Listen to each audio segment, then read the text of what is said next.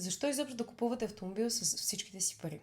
Когато купуваме автомобил, обикновено гледаме една цифра и това е цената, но по-важният въпрос е, трябва ли автомобилът да струва всичките ми налични пари още в деня, в който го купя.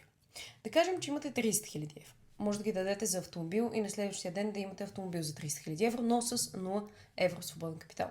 Или може да използвате, например, 10 000 евро като първоначална вноска, да финансирате автомобила и да запазите останалите 20 000 евро.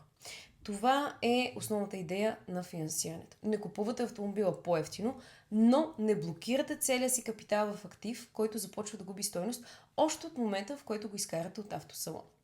Разбира се, финансирането си има цена и тя се изразява в лихви и такси, но въпросът е какво може да направите с запазените 20 000 евро.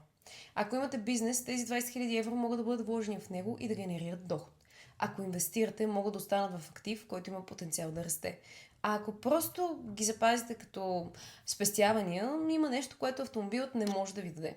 Ликвидност. И ако утре ви потрябва 10 000 евро, колата не може да ви ги върне. Трябва да я продадете, да намерите купувач, вероятно да приемете загуба от обезценката. А парите в крайна сметка могат, и тук идва малко по-важния въпрос. Не толкова дали може да си позволите този автомобил, а можете ли да си позволите месечната вноска за него. Човек може да има 30 000 евро в сметката си, въпреки това да не е разумно да ги даде всичките за автомобил.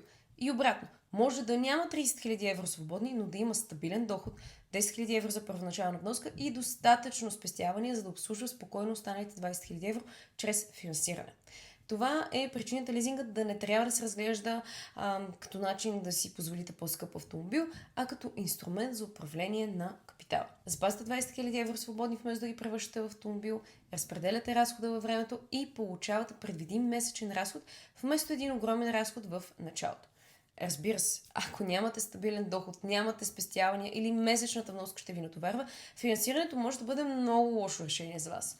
Но ако може да си позволите вноската, тогава въпросът вече не е толкова защо да плащам лихва, след като мога да платя кеш, а колко струва за мен да запазя 20 000 евро свободни.